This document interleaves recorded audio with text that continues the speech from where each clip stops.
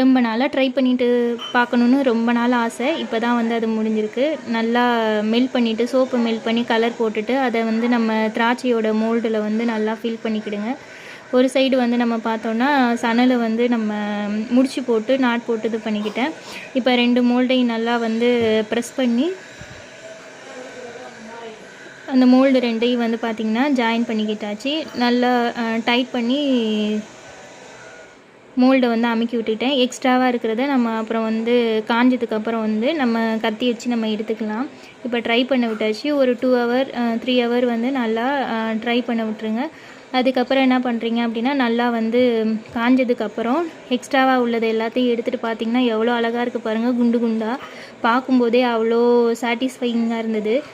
அவ்வளோ அழகாக சணல் எல்லாத்தையுமே வந்து பின்னிக்கலாம். பின்னிட்டு கிரேப்ஸ் மாதிரி நம்ம வந்து ரெடி பண்ணியாச்சு. எவ்வளோ அழகாக இருக்குது பாருங்கள்.